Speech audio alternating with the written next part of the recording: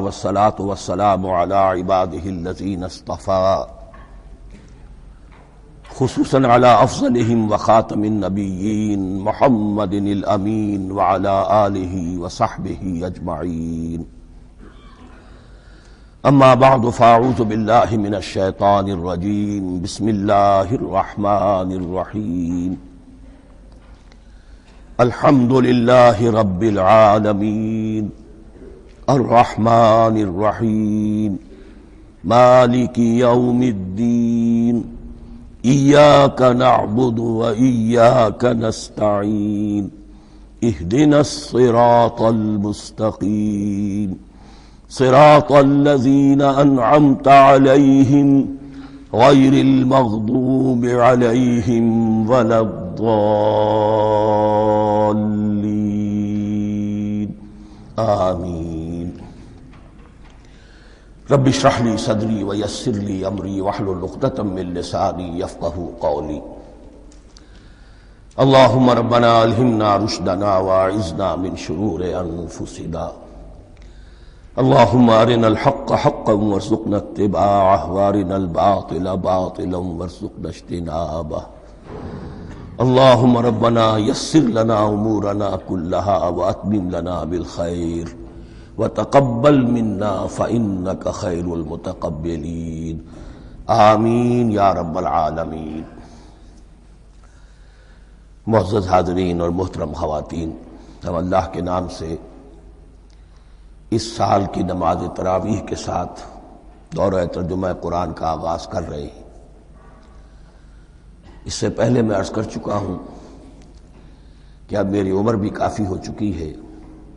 قمری حساب سے 68 برس مکمل ہو چکے ہیں اور مختلف قسم کے عوارض بھی مجھے لاحق ہیں،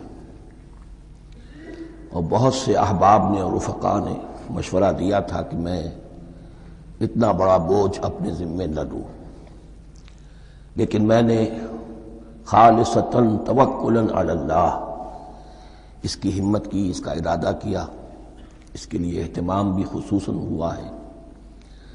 مجھے اندازہ ہے کہ اب میرے خیالات کی جو رو ہے وہ اب اتنی تیز نہیں ہے جتنی کبھی ہوا کرتی تھی. کراس ریفرنسز بھی جو ہیں قرآن حکیم کے وہ اتنے مستحضر نہیں ہیں جتنے کبھی ہوتے تھے، بلکہ واقعہ یہ ہے کہ میری زبان بھی بعض اوقات لڑکھڑاتی ہے، اس لیے کہ مجھے جو ادویات استعمال کرنی پڑتی ہیں ان کا اعصاب پر بھی اثر ہوتا ہے، اور جو ہمارے اعضائے رئیسہ ہیں ان پر بھی اثر ہوتا ہے. بہرحال ان سب کے علی الرغم اللہ کا نام لے کر آغاز کر رہے ہیں. میری انتہائی نگارش یہی ہے، تیرے نام سے ابتدا کر رہا ہوں. ابھی میں نے سورہ فاتحہ کی تلاوت کی اور آپ نے سماعت فرمائی. یہ سورہ مبارکہ مصحف کے اعتبار سے تو پہلی صورت ہے ہی، سب کو معلوم ہے، لیکن یہ بھی نوٹ کر لیجئے کہ یہ نزول کے اعتبار سے بھی سب سے پہلی مکمل صورت جو حضور پر نازل ہوئی وہ یہی ہے. اس سے قبل متفرق آیات نازل ہوئیں. 5 آیتیں سورہ علق کے آغاز میں، کچھ آیتیں سورہ قلم یا سورہ نون کے آغاز میں، کچھ آیتیں سورہ مزمل کی ابتدا کی، کچھ آیتیں سورہ مدثر کے آغاز کی. 5ویں وحی تقریباً اس پر اجماع ہے کہ یہ سورۃ الفاتحہ کی ہے، اور یہ مکمل سورت ہے جو حضور پر نازل ہوئی. سورۃ الفاتحہ کے معنی ہوئے افتتاحی سورت. فتح یفتح کے معنی ہے کھولنا، مفتاح کنجی کو کہتے ہیں، چابی کو. تو یہ اوپننگ سورہ آف دی قرآن، قرآن حکیم کی افتتاحی سورت.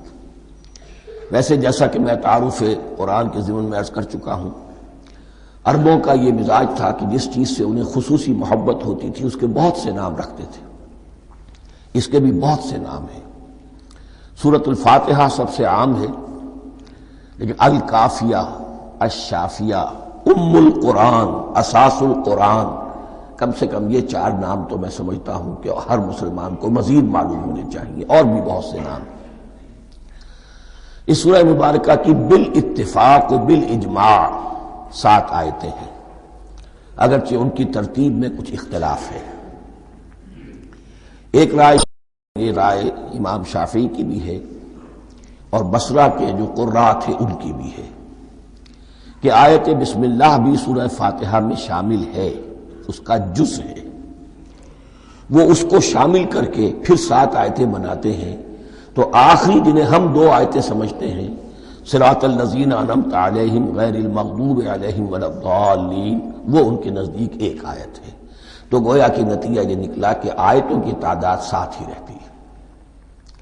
امام ابو حنیفہ رحمۃ اللہ علیہ کا موقف اور کوفے کے جو قراء تھے ان کا بھی موقف یہ ہے کہ آیت بسم اللہ نہ سورہ فاتحہ کا جز ہے نہ کسی اور سورت کا جز ہے، سوائے ایک مقام پر جہاں حضرت سلیمان علیہ السلام کا خط جو ہے نقل ہوا ہے، جو انہوں نے ملکہ سبا کو لکھا تھا انہ من سلیمان و انہ بسم اللہ الرحمن الرحیم، تو قرآن کے متن میں صرف اسی جگہ پر یہ آیت شامل سمجھتے ہیں، باقی یہ صرف علامت کے طور پر کہ یہاں سے ایک نئی سورت شروع ہو رہی ہے درج کی گئی ہے۔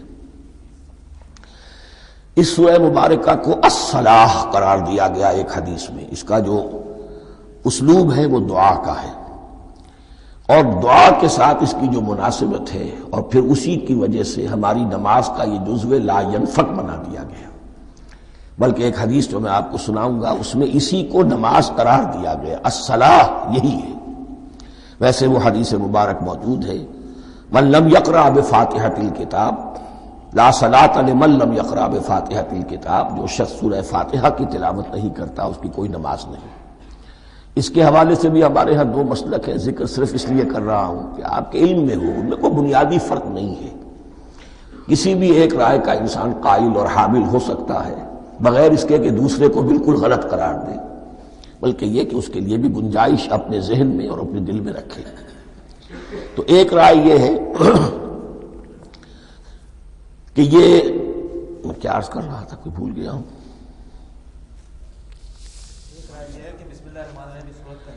جی، اور دوسری آیت یہ ہے کہ اس کا حصہ نہیں ہے، اسی اعتبار سے یہ کہ یہ سورہ مبارکہ نماز میں پڑھی جانی ضروری ہے، لا صلاۃ لمن لم یقرأ بفاتحۃ الکتاب۔ البتہ یہ اختلاف ہے، یہ بات جو میں ذکر کر رہا تھا جو ذہن سے نکل گئی، کہ آیا مقتدی جو ہے امام کے پیچھے کھڑا ہو کر جب نماز پڑھ رہا ہو تو کیا اس صورت میں بھی اس کے لیے لازم ہے کہ سورہ فاتحہ پڑھے؟ اس میں 2 رائے ہو گئی، بلکہ 3۔ ایک رائے انتہائی ہے اور وہ فقہ حنفی کی طرف منسوب ہے کہ اگر آپ امام کے پیچھے مقتدی کی حیثیت سے نماز پڑھ رہے ہیں تو کسی بھی رکعت میں آپ سورہ فاتحہ نہیں پڑھیں گے۔ ایک دوسری بالکل برعکس رائے ہے، وہ امام شافعی رحمۃ اللہ علیہ کی ہے کہ ہر حالت میں چاہے امام جہری رکعت پڑھا رہا ہو جس میں وہ بلند آواز سے سورہ فاتحہ پڑھ رہا ہو اور چاہے وہ سری رکعت ہو، ہر حالت میں مقتدی کو بھی پڑھنی ہے۔ ایک تیسری رائے بین ہے، وہ امام مالک کی ہے رحمۃ اللہ علیہ، کہ جو سری رکعت ہے جس میں کہ امام بھی خاموشی سے پڑھ رہا ہے مقتدیوں کو بھی پڑھنی چاہیے، جو جہری رکعت ہے جس میں کہ امام بلند آواز سے پڑھ رہا ہے اس میں مقتدیوں کو خاموش رہ کر پوری توجہ جو ہے سننے پر صرف کر دینی چاہیے۔ اذا قرئ القرآن فاستمعوا له وانصتوا، جب قرآن پڑھا جا رہا ہو تو پوری توجہ اس کے پڑھنے پر مرکوز کر دو اور خود خاموش رہو۔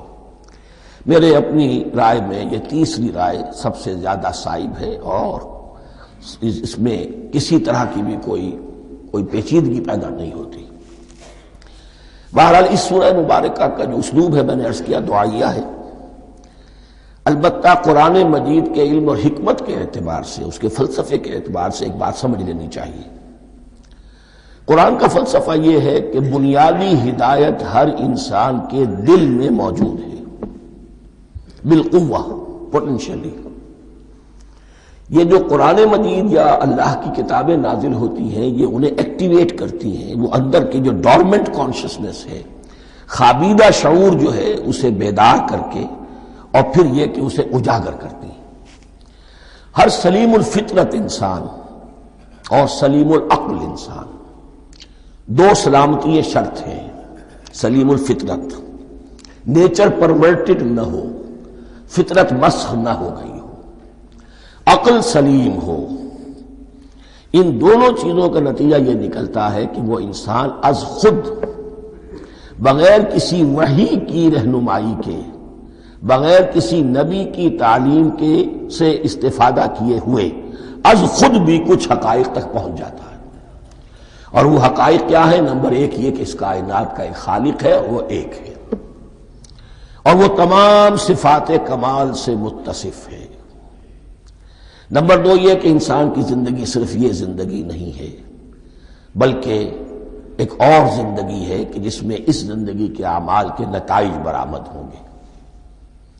یہ دو باتیں، اس کی زیادہ وضاحت کے ساتھ جو ہے اس کا تذکرہ آئے گا سورہ لقمان میں، جہاں حضرت لقمان کی شخصیت کا تذکرہ ہے، لیکن یہاں صرف یہ بات سمجھ لیجئے کہ قرآن کا فلسفہ یہ ہے کہ ہر انسان میں، ہر فرد نوع بشر میں جو اپنی ولادت کے وقت مسلم ہوتا ہے، حضور کی حدیث ہے کل مولود یولد علی الفطرہ ابواہ یحودانہ او ینصرانہ او یمجسانہ، ہر بچہ نوع انسانی کا فطرت اسلام پر پیدا ہوتا ہے، وہ فطرت کے اندر وہ ہدایت ودیت ہے۔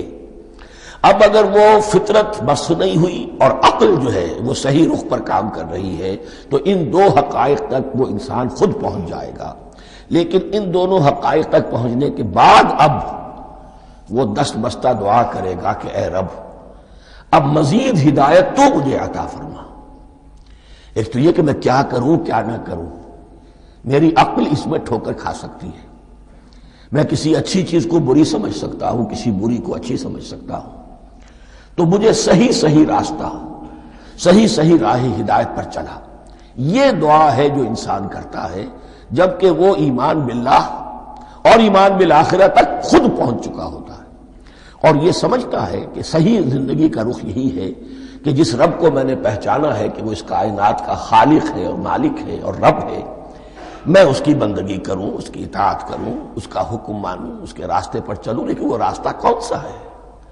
اس کے لیے پھر دست بدعا ہوتا ہے کہ پروردگار تو میری رہنمائی فرما۔ یہ مقام ہے کہ جہاں آپ سمجھ لیجئے اپنے آپ کو بھی آج اس جگہ پر تصور کرتے ہوئے پھر اس سورہ مبارکہ کو پڑھیے کہ آپ اس مقام پر اللہ کے فضل و کرم سے پہنچ چکے ہیں کہ اللہ کو آپ نے پہچان لیا اور اس کی توحید کو جان لیا، اس کی جملہ صفات کمال سے آپ واقف ہو گئے، آپ یہ بھی جان گئے کہ بڑھ کر اس کے حضور میں حاضر ہونا ہے اور وہ حساب کتاب لے گا۔ پھر آپ نے یہ عہد بھی کر لیا کہ اب زندگی گزارنی ہے اس رب کی بندگی میں، اسی کی فرما برداری میں۔ اب یہاں کھڑے ہو کر آپ پوچھتے ہیں کہ اللہ مجھے وہ تفصیلی ہدایت عطا فرما، ایسا نہ ہو کہ کبھی میں کسی راستے پر چلتا ہوا کسی پگڈنڈی پر مڑ جاؤں اور وہ تھوڑی سی جو ڈیوییشن ہو میرے راستے کی وہ میری عاقبت کو برباد کر دے۔ یک لحظہ غافل گشتم و صد سال راہم دور شد، اس لیے کہ ہوتا یہی ہے سیدھے راستے سے ذرا سی کوئی پگڈنڈی جو ہے تھوڑے سے اینگل پر نکلی ہے، لیکن جب چلتے جائیں گے آپ تو جتنا آگے بڑھیں گے اس پر، اس راہ صراط مستقیم سے آپ اتنے ہی زیادہ دور ہوتے چلے جائیں گے۔ یہ ہے قرآن مجید کی حکمت اور فلسفے کے اعتبار سے اس سورہ مبارکہ کا مقام۔ اب آئیے ہم بسم اللہ کرتے ہیں۔ بسم اللہ الرحمن الرحیم، شروع کرتا ہوں میں اللہ کے نام سے جو رحمان اور رحیم ہے۔ اس پر کچھ گفتگو ہو چکی ہے تعارف قرآن کے ضمن میں کہ رحمان اور رحیم دو نام ہیں کہ جو رحمت کے مادے سے نکلتے ہیں۔ رحمان میں اللہ تعالی کی رحمت کا جوش، ہیجانی کیفیت، طوفانی کیفیت، اور رحیم میں اللہ تعالی کی رحمت کا دوام اور تسلسل۔ یہ دونوں کیفیات اللہ کی رحمت میں بیک وقت موجود ہیں، جس کا ہم تصور نہیں کر سکتے۔ ہم سمندر کو دیکھتے ہیں، متلاطم سمندر ہے، اس میں ہیجان ہے، طوفان ہے۔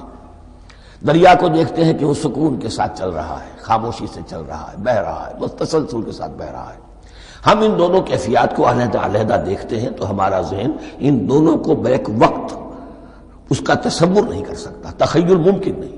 لیکن اللہ کی رحمت کی یہ دونوں شانیں مستقلاً ہر وقت موجود ہیں بیک وقت، اسی لیے ان دونوں کے درمیان کہیں حرف عطف نہیں آئے گا۔ بسم اللہ الرحمن الرحیم، الحمد للہ رب العالمین۔ کل حمد، اور حمد کو ذہن میں رکھ لیجئے، حمد مساوی ہے تعریف جمع شکر۔ عام طور پر ترجموں میں ایک لفظ لایا جاتا ہے، کل تعریف اللہ کے لیے، یہ کافی نہیں ہے۔ تعریف آپ کسی شے کی کر سکتے ہیں جس میں کوئی حسن ہے، خوبی ہے، کسی بھی اعتبار سے، خواہ آپ کو اس کے حسن و خوبی سے کوئی فائدہ حاصل نہیں ہو رہا۔ ایک پھول ہے، بہت خوبصورت ہے، بس ٹھیک ہے، خوبصورت ہے، آپ نے کہا، تعریف کر دی۔ شکر کرتے ہیں آپ اس شے کا جس سے آپ کو کوئی فائدہ پہنچا ہو، استفادہ ہوا ہو، آپ کی کوئی ضرورت پوری ہوئی ہو، آپ کی کوئی مشکل رفع ہوئی ہو۔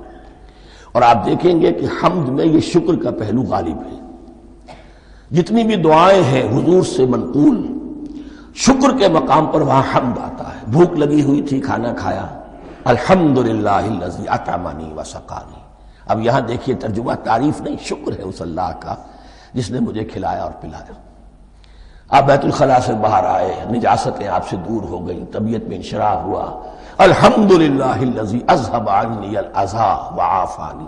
وہ شکر ہے اس اللہ کا جس نے اذیت بخش چیزیں مجھ سے دور کر دیں اور مجھے عافیت بخشی۔ تو یہ الحمدللہ رب العالمین، اللہ تعالیٰ کا حسن و کمال اور حسن و جمال اپنی جگہ بھی اس انتہا کا ہے کہ جتنی تعریف اس کا حق ہے ہم کر ہی نہیں سکتے، لیکن اس کے احسانات اور انعامات ہم پر اتنے ہیں کہ ہم ان کو بھی گن نہیں سکتے۔ لہذا ایک ہی احصاء ہم نے کر دیا الف لام کے ساتھ، الحمدللہ رب العالمین۔ تمام تعریفیں اور کل شکر اللہ کے لیے ہیں کہ جو تمام جہانوں کا پروردگار ہے، رب ہے، مالک ہے۔ رب میں ایک مفہوم ہوتا ہے ربوبیت کا، اور اس میں مفہوم شامل ہوتا ہے تربیت کا، ربیانی صغیرہ۔ تو مالک ہونا اور تربیت دینا، آپ جس شے کے مالک ہوں گے آپ چاہیں گے اس میں بڑھوتری ہو، اس میں اضافہ ہو، وہ نشو و نما پائے۔ تو یہ دونوں چیزیں آپس میں ایک دوسرے کا جڑی ہوئی ہیں، پروردگار بھی اور مالک بھی۔ عام طور پر عربی میں رب کا لفظ مالک کے لیے آتا ہے، رب البیت، رب الدار، رب المال۔ تو مالک وہاں پر ظاہر بات ہے کہ اس سے مراد کیا ہے، مال والا، گھر والا، گھر کا مالک۔ تو کل شکر اور کل تعریف اس اللہ کے لیے ہے جو تمام جہانوں کا مالک بھی ہے اور پروردگار بھی ہے۔ الرحمن الرحیم، رحمان ہے اور رحیم ہے۔ اب دوبارہ اس کی میں وضاحت نہیں کروں گا۔ مالک یوم الدین، یوم دین کا مختار مطلق ہے۔ دین عربی زبان میں کہتے ہیں بدلے کو، دناہم کما دانو، کما تدینو تو دانو، یہ کہاوت ہے۔ جیسے اردو میں ہم کہتے ہیں جیسا کرو گے ویسا بھرو گے، کما تدینو تو دانو۔ تو یہ ہے بدلہ، اس کا بنیادی مفہوم جو ہے وہ بدلہ ہے۔ تو بدلے کا ایک دن ہے جس دن فیصلہ ہوگا کہ کون کیا کما کر لایا ہے اور اسے کیا بدلہ ملنا چاہیے۔ آیا اس کا برائیوں کا پلڑا بھاری ہے کہ اسے سزا ملنی چاہیے، یا اس کی حسنات اور نیکیوں کا پلڑا بھاری ہے کہ اسے جزا ملنی چاہیے، اس کا انعام اور اکرام کے ساتھ معاملہ کیا جانا چاہیے۔ وہ ایک دن ہے، اسے ہم یوم القیامہ کہتے ہیں۔ اور لیکن اصل بات جو یہاں کہی گئی، یعنی ایک جملے میں تین باتوں کا اعتراف ہو رہا ہے۔ بعث بعد الموت، ایک دن آئے گا کہ ہم مرنے کے بعد تمام انسان اٹھا لیے جائیں گے، پھر حساب و کتاب، پھر اللہ کے ہاں حاضری ہوگی اور حساب کتاب ہوگا۔ اور تیسرا یہ کہ اس حساب کتاب کے دن کا مختار مطلق اللہ ہے، یعنی کسی اور کو اپنے ذہن میں سہارا بنا کر آپ زندگی گزاریں کہ وہ مجھے چھڑا لے گا، یا وہ ہستی جو ہے اتنی زوردار ہے کہ وہ مجھے بچا لے گی، اس سے اپنے دل کو، اپنے ذہن کو بالکل پاک کر لیجئے۔ مالک یوم الدین، ایک دوسری جگہ پر قرآن میں آیا ہے، اس روز کوئی پکارنے والا پکارے گا، لمن الملک اليوم للہ الواحد القہار، آج کے دن کس کا اختیار مطلق ہے؟ اور پھر کہا جائے گا اللہ کے لیے، الواحد قہار، جو پوری طرح چھایا ہوا ہے، بس تولی ہے۔ تو مالک یوم الدین، جو جزا و سزا کے دن کا مالک ہے۔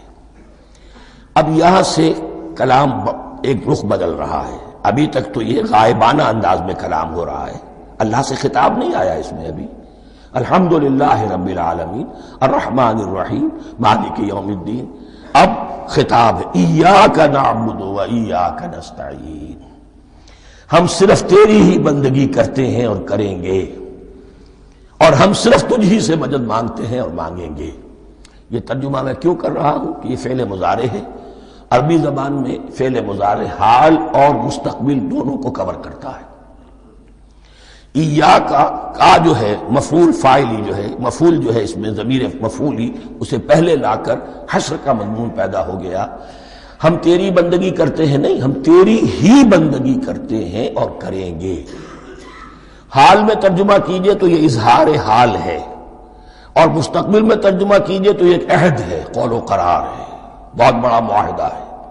وَإِيَّاكَ نَسْتَعِينُ، اور صرف تجھ ہی سے مدد مانگتے ہیں اور مانگیں گے۔ اس میں بھی حال کا ترجمہ اظہار حال، اللہ کرے کہ واقعی ہمارا حال وہی ہو، جب ہم یہ الفاظ کہتے ہیں تو واقعتاً ہم اس پر پورے اتر رہے ہوں کہ اسی کی بندگی کر رہے ہوں اور اسی سے ساری استعانت اور استمداد کر رہے ہیں۔ جہاں تک مستقبل کا تعلق ہے وہ پھر ایک عہد ہے۔ اہدنا الصراط المستقیم، یہ مقام وہ آ گیا کہ یہاں تک تو اے پروردگار ہم پہنچ گئے تیرے فضل سے، تیرے کرم سے۔ فطرت سلیمہ بھی تیری عطا کردہ تھی، عقل سلیم بھی تیری ودیعت کردہ تھی، ان دونوں کی روشنی سے ہم یہاں تک تو پہنچ گئے۔ اب ہماری جو ضرورت ہے، احتیاج ہے، وہ کیا ہے؟ اہدنا الصراط المستقیم، ہدایت بخش ہمیں سیدھے راستے کی۔ یہاں دو باتیں سمجھ لیجئے۔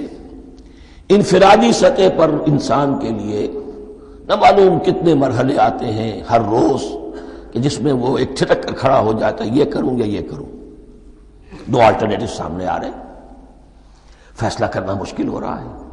قدم قدم پر ہدایت کی ضرورت ہے۔ اور اجتماعی طور پر نوع انسانی تین بڑے بڑے تمدنی مسائل میں واقعہ یہ ہے کہ تسلیم کر لیا جانا چاہیے کہ عقل انسانی اس کو راستہ نہیں دکھا سکتی۔ عام معاشرتی سطح پر مرد اور عورت کے درمیان حقوق اور اختیارات کا کیا توازن ہو، ناممکن ہے، انسان طے نہیں کر سکتا۔ انسان یا مرد ہے یا عورت ہے۔ عورت سوچے گی اپنے لحاظ، اپنے جذبات کا، اپنے خیالات کا لحاظ رکھے گی، مرد کے جذبات و احساسات کا اسے اس کا کوئی تصور ہی ممکن نہیں۔ مرد سوچے گا اسے اپنے احساسات معلوم ہے، لیکن یہ کہ عورت کے احساسات سے وہ نابلد ہے، ان کو محسوس کر ہی نہیں سکتا۔ لا محالہ وہ اپنے بارے میں وہ جو بھی نظام بنائے گا اس میں وہ اپنی بالادستی رکھے گا۔ وہ تو ایک ہی ہستی ہو سکتی ہے کہ جو دونوں کی خالق ہے، مرد کی بھی عورت کی بھی، اور اس کو دونوں سے محبت ہے، دونوں کا خیر خواہ ہے، دونوں کا رب ہے، دونوں کو پروان چڑھانا چاہتا ہے۔ اسی طرح فرد اور معاشرہ یا ریاست، حکومت اور ریاست ہمیشہ یہ چاہتی ہے کہ سارے اختیارات ہمارے ہاتھ میں آ جائیں، ٹوٹلیٹیرین سوسائٹی ہو، بس ہم حکم دیں اور لوگ اس پر چلیں۔ افراد یہ چاہتے نہیں، ہمیں آزادی ہونی چاہیے۔ اب آپ دیکھیے کہ دنیا میں کتنے جھگڑے چلتے ہیں اسی پر، فریڈم فریڈم فریڈم۔ وہ فریڈم واقعتاً اپنی جگہ پر ایک شے ہے، افراد کی آزادی ہونی چاہیے، لیکن افراد کی آزادی اتنی نہ ہو جائے کہ وہ مادر پدر آزاد ہو جائے، کوئی قانون، کوئی قاعدہ، کوئی اخلاقی کوئی حدود اور قیود جو ہے ان کا پابند نہ رہے۔ تو اب کہاں ہے وہ نقطہ اعتدال کہ جس میں انسان کی انفرادی آزادی، انفرادی اختیار اور ادھر اجتماعی مصلحتیں جو ہیں ان کو بیلنس کیا جا سکے؟ انسان طے نہیں کر سکتا، صرف اللہ ہی اس کے لیے نظام دے سکتا ہے۔ تیسرا مسئلہ ہے سرمایہ اور محنت، اس میں کیا توازن ہو؟ سرمایہ اور محنت دونوں مل کر کچھ بنا رہے ہیں، کچھ پروڈیوس کر رہے ہیں۔ اب اس میں نفع جو ہوا ہے اس میں سرمایہ کا کتنا حصہ ہونا چاہیے اور لیبر کا کتنا ہونا چاہیے، کون طے کر سکتا؟ اس کے لیے بھی کہ ایسا نہ ہو کہ سرمایہ داری جو ہے آکاش بیل بن کر پورے معاشرے پر چھا جائے اور غریب بیچارہ، مزدور بیچارہ، کاشتکار بیچارہ وہ گویا کہ چکی کے دو پارٹوں میں پس کر رہ جائے، اس کی کوئی حیثیت نہ رہ جائے۔ لیکن یہ کہ دوسری طرف اگر یہ کہ مزدور کا جو حق ہے اس سے زیادہ اس کو دے دیا جائے تو سرمایہ جو ہے وہ سکڑ جائے گا، شائی ہو جائے گا، وہ پھر میدان میں نہیں آئے گا۔ کیا کیا جائے؟ کون سا نقطہ عدل و اعتدال ہے؟ یہ تین مسائل ایسے ہیں، اہدنا الصراط المستقیم۔ تو یوں سمجھیے کہ ایک جو بنیادی ہدایت تھی، ایک اللہ کو پہچان لینا، یہ جان لینا کہ کل حسن و جمال اور تمام انعام و اکرام کا منبع اس کی ذات ہے، وہ رحمان ہے اور رحیم ہے، اور یہ جان لینا کہ مرنے کے بعد جی اٹھنا ہے، حساب کتاب ہے، فیصلہ ہوگا جزا و سزا کا، اور مختار مطلق اس دن کا اللہ ہے۔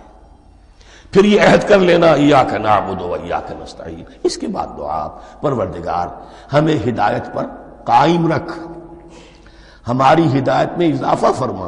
اس ہدایت کے لفظ کو سمجھ لیجئے، بنیادی ہدایت، تفصیلی ہدایت، قدم قدم پر ہدایت، ہدایت پر ہدایت۔ والذین اہتدوا زادہم ہدی، جو لوگ ہدایت کے راستے پر آتے ہیں اللہ ان کی ہدایت میں اضافہ کرتا ہے۔ تو یہ قدم قدم پر ہمیں ہدایت کی ضرورت ہے اور مرحلہ وار ضرورت ہے۔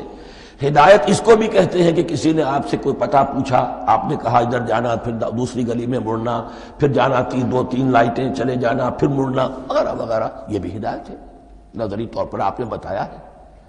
ایک ہدایت یہ ہوئی کہ بھائی میں چلتا ہوں آپ کے ساتھ، میں آپ کو وہاں تک پہنچا دوں گا تاکہ آپ کو دقت نہ ہو، آپ نے منزل تک پہنچا دیا۔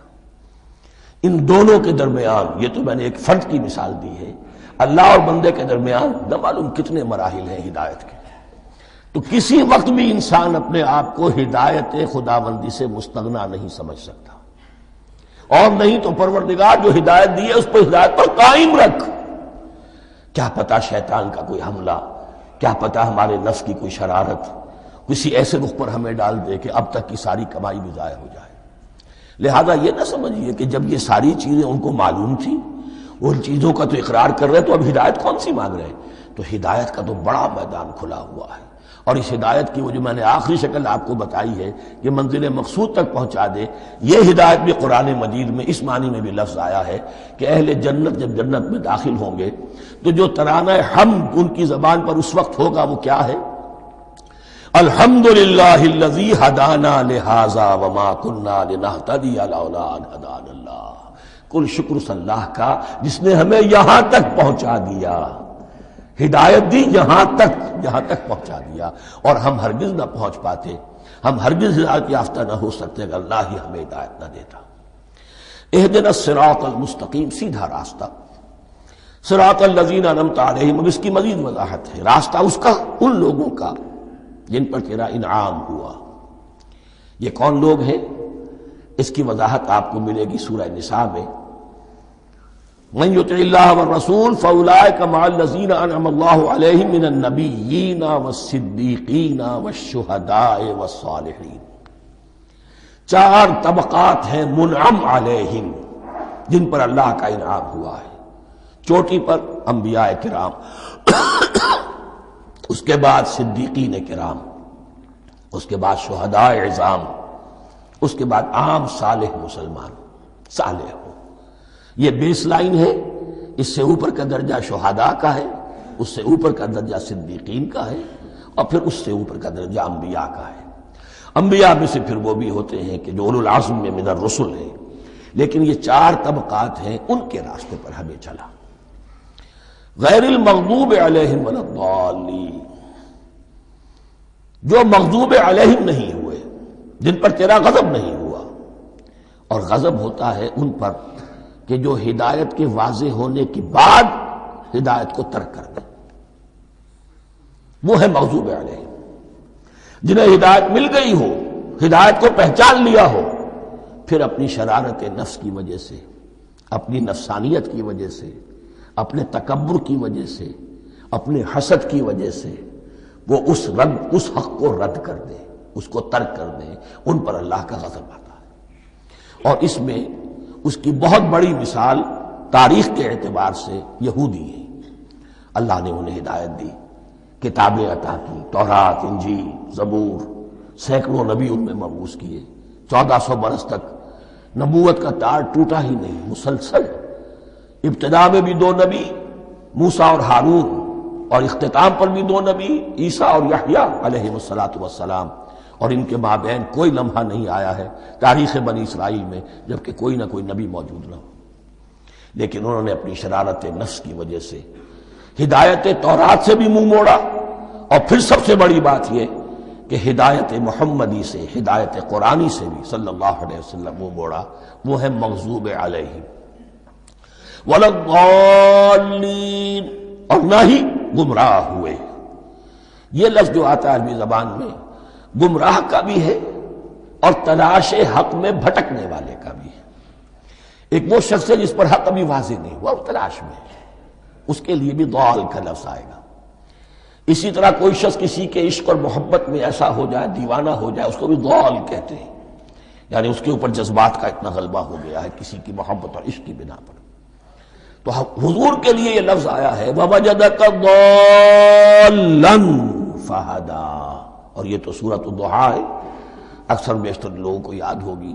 تو یہ جو ضال کا لفظ ہے، اس میں سمجھ لیجئے ضروری نہیں ہے کہ وہ گمراہ ہو، بلکہ وہ بھی کہ جو ابھی راہ ہدایت کی طلب میں، اس کے حصول کے لیے اس کی تلاش میں کوشاں ہیں، اور وہ بھی کہ جو کسی مغالطے کی وجہ سے حق سے منحرف ہو جائے۔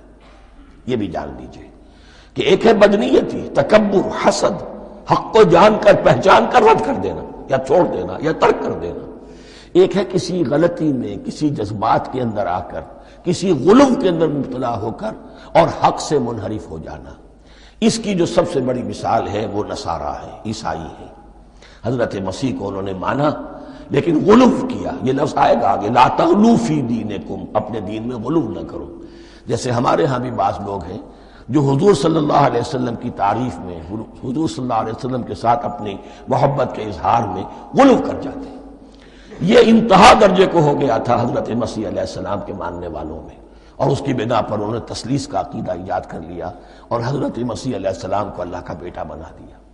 تو اس کی سب سے بڑی مثال ضالین کی اس اعتبار سے کہ ہدایت پانے کے بعد کسی بدنیتی سے نہیں بلکہ کسی اچھے جذبے میں غلو کی وجہ سے، رسول سے محبت کرنا تو اچھا جذبہ ہے، لیکن یہ محبت بھی ایک حد میں رہنی چاہیے۔ غلو کرے گی تو ظاہر بات ہے کہ اس کے بعد وہ گمراہی کی طرف لے جائے گی۔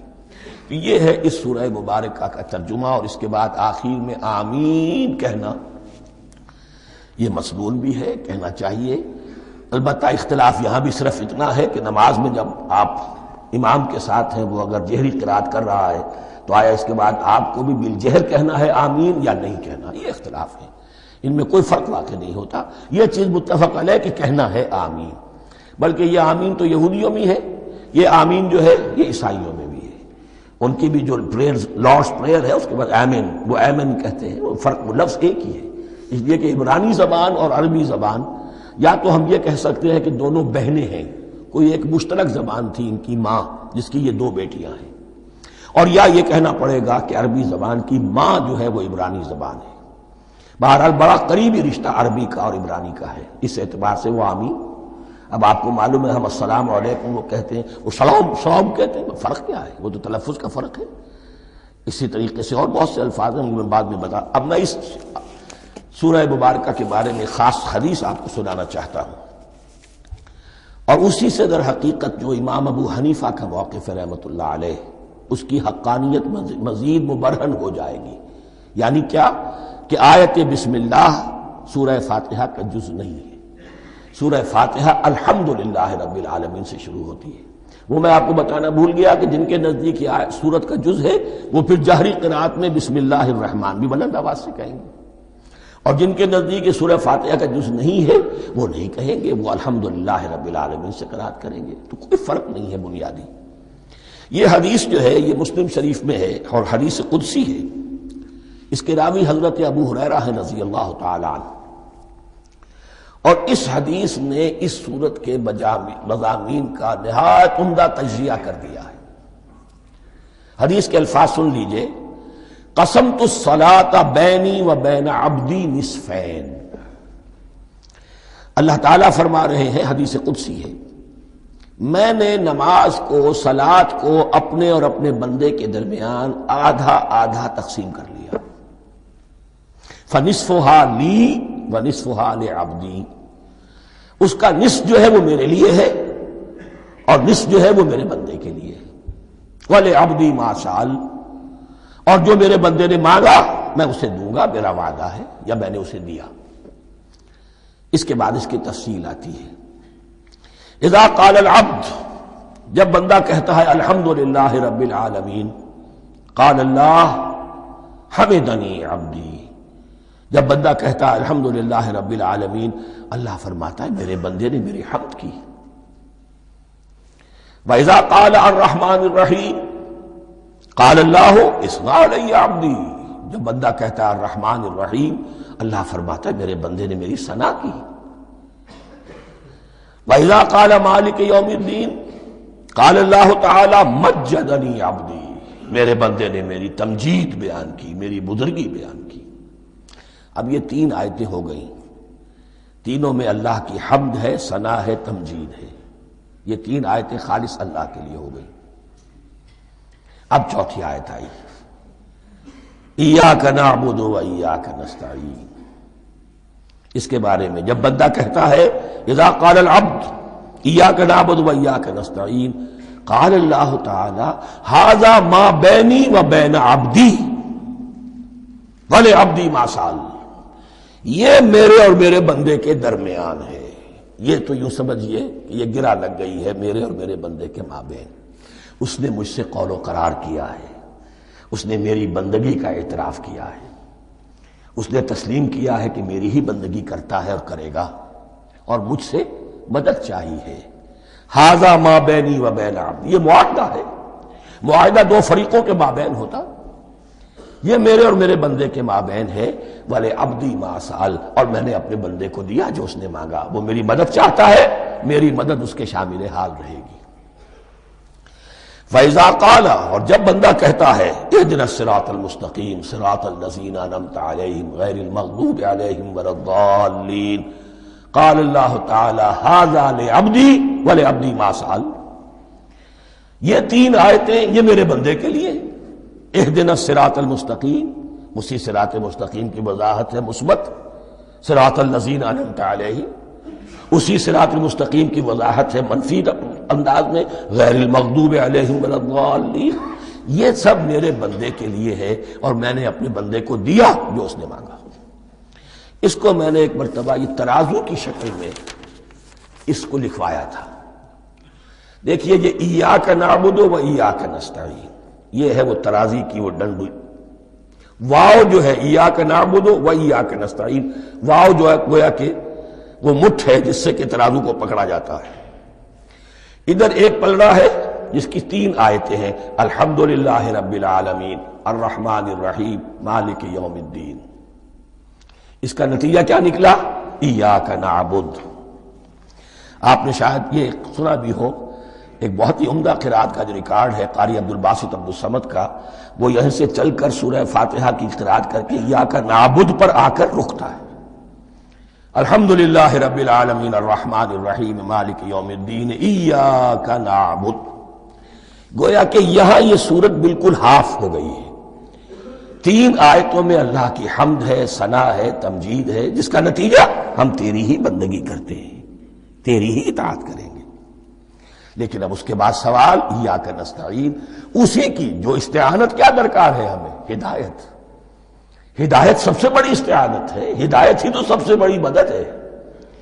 اهدنا الصراط المستقیم صراط الذین انعمت علیہم غیر المغضوب علیہم ولا الضالین۔ یہ ایاک نستعین کے حکم کے ساتھ یہ تین آیتیں آ گئیں، اهدنا الصراط المستقیم صراط الذین انعمت علیہم غیر المغضوب علیہم ولا الضالین۔ قسمت الصلاة بینی و بین عبدی نصفین فنصفها لی ونصفها لعبدی ولعبدی ما سأل۔ اللہ تعالیٰ اس سورہ فاتحہ کا جو اصل مفہوم ہے وہ بھی ہمارے ذہنوں پر، ہمارے شعور کی سطح پر اسے اجاگر کیے رکھے، ہمیں توفیق دے کہ جب بھی پڑھیں، جب بھی سنیں تو وہ کیفیت اگر ہو جائے۔ اس لیے کہ ایک حدیث ہے کہ الصلاۃ معراج المومنین، نماز تو اہل ایمان کے حق میں معراج کے درجے میں ہے۔ اس حوالے سے ہم یہ سمجھ سکتے ہیں کہ کوئی وقت ایسا آ سکتا ہے کہ انسان کو واقعتاً، روح انسانی واقعتاً اللہ کے یہ جواب سنے۔ انہونی بات نہیں ہے یہ، ہوتا ہے خطاب آخر، اٹھتا ہے حجاب آخر، کرتے ہیں خطاب آخر، یہ تو ہوتا ہے۔ مخاطبہ الہی تو میں نے عرض کیا کہ ثابت ہے، مخاطبہ، محادث اور تحدیث اللہ بندوں سے کلام کرتا ہے۔ اب آئیے بسم اللہ الرحمن الرحیم، اب یہ سورہ بقرہ شروع ہو رہی ہے۔ سورۃ البقرہ جو 286 آیات پر مشتمل ہے، تقریباً 2.5 پاروں پر پھیلی ہوئی ہے۔ ہر شخص جانتا ہے کہ یہ قرآن حکیم کی حجم کے اعتبار سے سب سے بڑی سورت ہے، لیکن یہ معاملہ صرف حجم کا نہیں ہے۔ نبی اکرم صلی اللہ علیہ وسلم نے اسے سنام القرآن قرار دیا ہے۔ آپ نے فرمایا لکل شیء سنام، ہر چیز کی ایک چوٹی ہوتی ہے، جیسے اونٹ کا کوہان ہوتا ہے۔ وسلام القرآن البقرہ، سلام القرآن، قرآن کی چوٹی جو ہے وہ سورۃ البقرہ ہے۔ یہ نوٹ کر لیجئے جو میں نے کل آپ کو جو مختلف مکی اور مدنی صورتوں کے گروپوں کے بارے میں بتایا تھا کہ یہاں سے اب پہلی منزل بھی شروع ہو رہی ہے اور پہلا گروپ بھی شروع ہو رہا ہے، اور اس کے ساتھ جو اگلی صورت آئے گی وہ اس کا جوڑا ہے، سورہ آل عمران، جس کی سب سے نمایاں علامت یہ نوٹ کیجئے، یہ بھی الف لام میم سے شروع ہوئی، اگلی بھی الف لام میم سے شروع ہوگی۔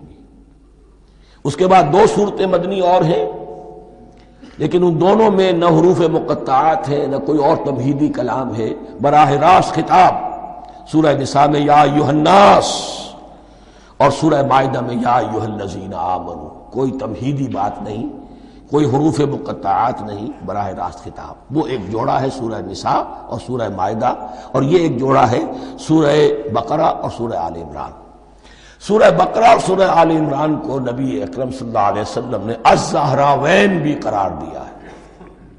زہرا کہتے ہیں بڑی روشن چیز کو، یہ حضرت فاطمہ رضی اللہ تعالی عنہا کے نام کے ساتھ آتا ہے، فاطمۃ الزہراء، تو زہرا بہت روشن دمکتی ہوئی شے۔ الزہراوین، یہ دو نہایت دمکتی ہوئی صورتیں ہیں جو قیامت کے دن دو بدلیوں کی شکل میں ظاہر ہوں گی، حضور نے فرمایا، اور جو لوگ ان صورتوں سے محبت کرتے تھے ان پر سایہ کریں گی۔ اللہم ربنا اجعلنا منہم، ہمیں اللہ تعالیٰ ان میں شامل فرما دے۔ اس سورہ مبارکہ کو دو حصوں میں تقسیم سمجھیے۔ ویسے تو یہ کہ رکوع آئیں گے، پارے بھی بدلیں گے اس میں، لیکن حصے دو ہیں۔ پہلے حصے میں اصل روح سخن سابقہ امت مسلمہ سے ہے، یہود سے، بنی اسرائیل سے۔ دوسرے حصے میں اصل خطاب موجودہ امت مسلمہ سے ہے، امت محمد سے صلی اللہ علیہ وسلم۔ پہلے حصے میں 18 رکوع ہیں لیکن آیات 152 ہیں، دوسرے حصے میں 22 رکوع ہیں لیکن آیات 134 ہیں۔ گویا کہ اس سے آپ کو توازن نظر آئے گا کہ اگرچہ ادھر رکوعوں کی تعداد کم ہے 18 لیکن آیات کی تعداد زیادہ ہے 152، دوسرے حصے میں رکوعوں کی تعداد زیادہ ہے 22 لیکن آیات کی تعداد 134۔ اسی لیے اس کا ایک نام میں نے تجویز کیا ہے، وہ اس لیے تاکہ کچھ حقائق آپ کے ذہنوں میں ان ناموں کے حوالے سے بھی انشاءاللہ محفوظ ہو جائیں گے۔ سورۃ الامتین، دو امتوں کی سورت، اس لیے کہ تقریباً نصف اس کی ساری بحث جو ہے، مرکزی بحث، وہ سابقہ امت مسلمہ بنی اسرائیل، اور دوسرا نصف اس میں سارا خطاب وہ ہے موجودہ امت مسلمہ یعنی امت محمد صلی اللہ علیہ وسلم۔ اس کا جو پہلے 18 رکوع ہے یا پہلا حصہ ہے، اس کے اندر ڈویژن فردر ہوگی ورٹیکل، عمودی، پہلے 4 رکوع، پھر 10 رکوع، پھر 4 رکوع۔ لیکن جو 22 رکوع ہیں دوسرے حصے کے، دوسرے نصف کے، اس میں ڈویژن جو ہے جو ہاریزونٹل ہے، وہ افقی تقسیم ہے، عمودی نہیں، افقی، وہ میں بعد میں بیان کروں گا جب ہم وہاں پہنچ جائیں گے۔ ان کو پہلے سمجھ لیجئے، اس پہلے حصے کی جو تقسیم میں نے کی ہے، پہلے 4 رکوع، پھر 10 رکوع اور پھر 4 رکوع۔ پہلے 4 رکوع یوں سمجھیے کہ پورے قرآن مجید کے لیے اس کی حکمت اور فلسفے کا جو حصہ مکی قرآن میں بیان ہو چکا تھا اس کا خلاصہ ہے۔ جب یہ صورت نازل ہو رہی ہے تو یہ تو مدینہ میں حضور تشریف لا چکے ہیں، 12-13 سال جو ہے گزر چکے ہیں، اور ان 12-13 سالوں کے دوران 2/3 قرآن نازل ہو چکا ہے۔ اس میں جو بھی حکمت، فلسفہ اور بنیادی دعوت، یہ جو چیزیں مکی قرآن میں بیان ہوئی، ان کا خلاصہ نچوڑ نکال کر یہاں 4 رکوعوں میں رکھ دیا گیا۔ اگرچہ ان میں بھی جب گہرائی میں آپ دیکھیں گے تو روح سخن جو ہے وہ بنی اسرائیل کی طرف ہے، وہ میں بعد میں عرض کروں گا، لیکن اضافی طور پر یہ سمجھ لیجئے کہ پورے مکی قرآن کے حکمت اور پیغام کا خلاصہ ان 4 رکوعوں میں۔ پھر 10 رکوع ہیں جن میں براہ راست خطاب ہے سابقہ امت مسلمہ، یا بنی اسرائیل۔ اس کے بھی 2 حصے ہیں۔ پہلے ایک رکوع میں دعوت ہے، بڑا انداز اس کا بڑا پیارا ہے، اس میں دعوت ہے، ایمان لاؤ محمد پر صلی اللہ علیہ وسلم۔ اور اس کے بعد 9 رکوع ہیں ملامت کے، ملامت، تنقید، تم نے یہ کیا اور یہ کیا اور یہ کیا، ہم نے یہ احسان کیے، یہ احسان کیے، یہ احسان کیے، تم نے یہ ناشکری کی، یہ ناشکری کی، یہ ناشکری کی۔ اور اس سب کا نتیجہ آخری 4 رکوعوں میں ہے کہ اب تمہیں اس منصب سے معزول کیا جا رہا ہے جس پر تم 2000 برس تک فائز رہے ہو، اور تمہیں ہٹا کر اب ایک نئی امت محمد کی شکل میں جو وجود میں آ چکی ہے صلی اللہ علیہ وسلم، اسے اس پر فائز کیا جا رہا ہے۔ اور اس کی علامت کے طور پر اسے میں کہا کرتا ہوں کورونیشن، تاج پوشی۔ ایک امت معزول، دوسری امت اس کا نصب ہو رہا ہے، اس کی تاج پوشی کے لیے سمبل، علامت کیا ہے؟ قبلہ تحویل۔ وہ قبلہ یروشلم سابقہ امت کا قبلہ اب ادھر رخ نہیں ہوگا، اب اہل توحید کا قبلہ یہ مکے کی طرف ہوگا، بیت اللہ کی طرف ہوگا۔ تو تحویل قبلہ کا مضمون ہے جو ان 4 رکوعوں میں آتا ہے۔ تو یہ میں نے تھوڑی سی تمہید جو ہے آپ کے سامنے رکھ دی ہے۔ اب بسم اللہ کیجئے۔ بسم اللہ الرحمن الرحیم۔ الف لام میم۔ الف لام میم یہ حروف مقطعات ہیں، یہ علیحدہ علیحدہ پڑھے جاتے ہیں، علم نہیں پڑھ سکتے اس کو۔ الف لام میم، ہا میم ہے، ہا علیحدہ میم علیحدہ، اگرچہ لکھے ہوئے ہوتے ہیں جڑے ہوئے، کاف ہا یا عین صاد لکھے ہوئے جڑے ہوئے، پڑھے جائیں گے علیحدہ علیحدہ، قطع علیحدہ کرنا۔ تو حروف مقطعات ان کے بارے میں ایک بات تو جو ہے اجماعی ہے، سب کے نزدیک مسلم ہے، ان کا کوئی حتمی مفہوم اور ان کے حتمی معنی کسی کو معلوم نہیں سوائے اللہ اور اس کے رسول کے۔ اس معنی میں یوں بھی کہا گیا یہ کوڈ ورڈز ہیں، جیسے کہ کوئی میسیجز جو ہیں ادھر ادھر بھیجے جاتے ہیں، سیکرٹ میسیجز، تو کچھ کوڈ ورڈز ہوتے ہیں جس سے سمجھ میں آتا ہے کہ یہ بات واقعتاً صحیح سورس سے آ رہی ہے، واللہ عالم۔ لیکن اس کا کوئی مفہوم اور اس کے معنی جو ہیں وہ اتفاق اس پر ہے، اگرچہ بعض حضرات نے کچھ اپنی سی کوشش کی ہے، کچھ مفہوم جو ہے بنانے کی، وہ اپنی جگہ پر ہے، لیکن یہ کہ کسی حضرت عبداللہ ابن عباس رضی اللہ تعالی عنہما نے بعض ایسی کوششیں کی ہیں، لیکن ان کی رائے کو بھی ان کی ذاتی رائے سمجھا گیا ہے، امت نے اسے قبول نہیں کیا۔ اجماع اور کنسنسس اسی پر ہے کہ اس کے معنی اور مفہوم کسی کو معلوم نہیں سوائے اللہ اور اس کے رسول کے۔ البتہ بعض چیزیں ایسی ہیں کہ وہ اگر نوٹ کر لی جائیں تو شاید آئندہ ہے اس میں کچھ راز کھلنے کے امکانات پیدا ہو جائیں۔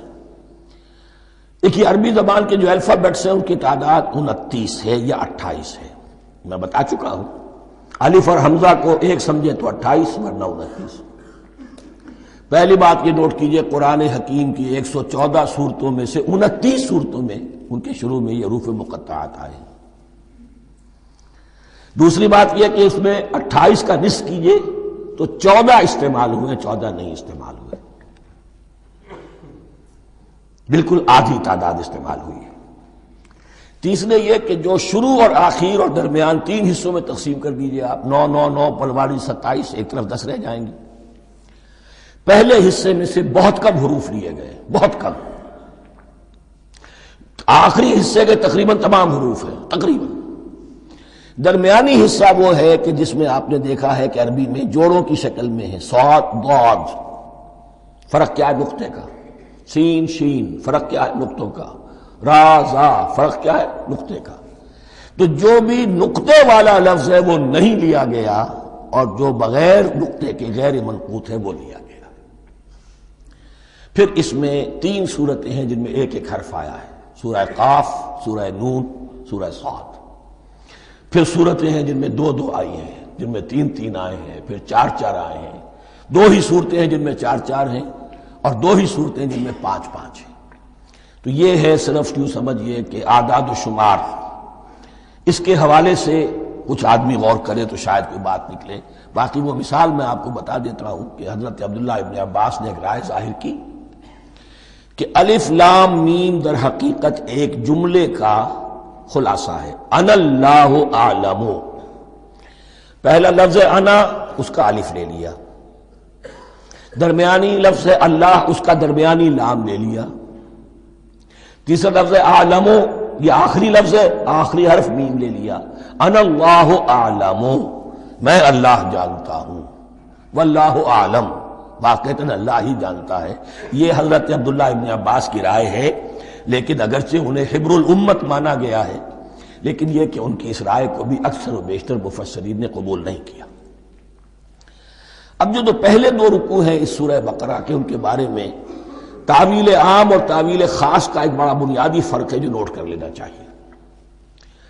جس وقت یہ صورت نازل ہو رہی ہے، میں عرض کر چکا ہوں کہ 12 سال ہو چکے تھے حضور کو اپنا فریضہ نبوت و رسالت ادا کرتے ہوئے۔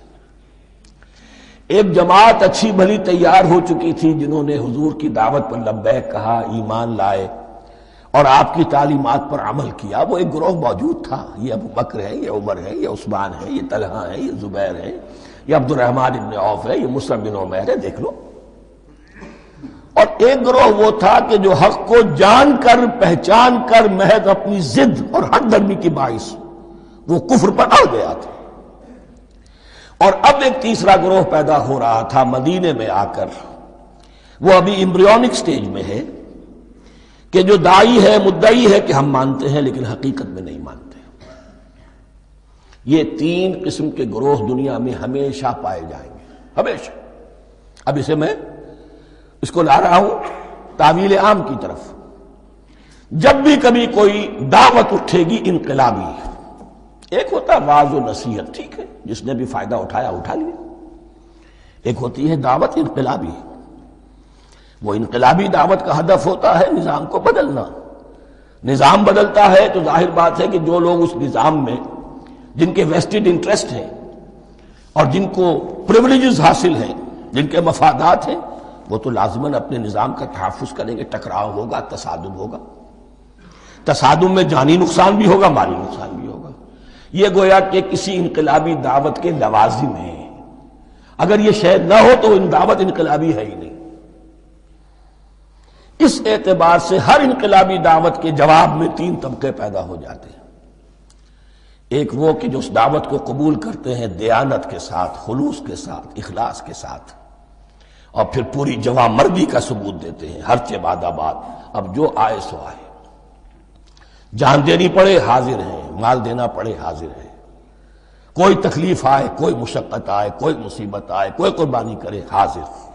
جب پکارا گیا، واپس نہیں پھیرا کوئی فرمان جنوں کا، اور تنہا نہیں لوٹی کبھی آواز جرس کی۔ خیریت جاں راحت تن صحت داما، سب بھول گئی مصلحتیں اہل ہوس کی۔ ایک وہ لوگ ہوتے ہیں، ایک وہ لوگ ہوتے ہیں کہ جو اڑ جاتے ہیں ضد پر، ہٹ درمی پر، ماننے کے باوجود، جاننے کے باوجود کہ بات تو ٹھیک ہے جو کہہ رہے ہیں، کیسے مان لیں؟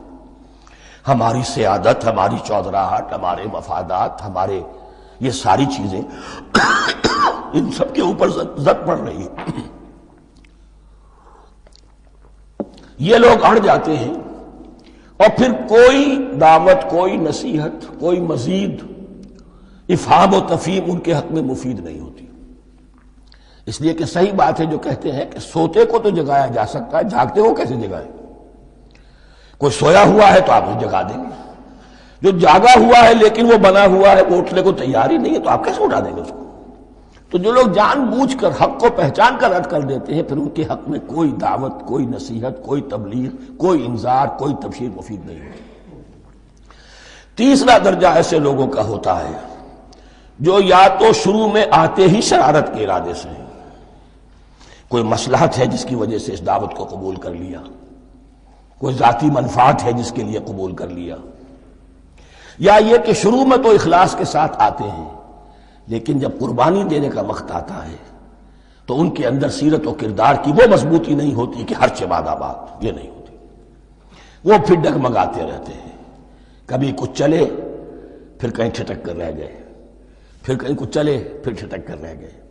یہ تیسرا طبقہ ہے کہ جو کہتا ہے، دعوی مدعی ہے کہ ہم نے مانا ہے، قبول کیا ہے، بات ٹھیک ہے، کچھ تھوڑا بہت چلتے بھی ہیں لیکن جہاں مشکل آئی ٹھٹک کر کھڑے ہو گئے، اوندھے منہ گر پڑے۔ یہ تیسرا طبقہ ہے۔ اس کے لیے لفظ ہمارے ہاں منافقین بھی ہے، لیکن اس رکوع میں آ کر ابھی ان 4 رکوعوں میں نہیں بلکہ سورہ بقرہ میں مکمل میں بھی کہیں نفاق کا لفظ نہیں آیا ہے، اس لیے کہ اسے مرض سے تعبیر کیا گیا ہے۔ یہ مرض ہے ایک، اور اس مرض کے ذریعے سے لوگوں کے اندر جو ہے وہ ایک نفاق کا بیج پڑ رہا ہے، جو ظاہر ہوگا تو منافقت پوری کی پوری کھل کر سامنے آ جائے گی۔ روگ ہے انسانی شخصیت کا، اس حوالے سے وہ تیسری، اور یہ چونکہ اہم ترین حصہ تھا اور یہ مرض اب شروع ہو رہا تھا، مدینے میں، مکے میں نہیں تھا، لہذا زیادہ تفصیل سے اس کے بارے میں گفتگو ہوئی۔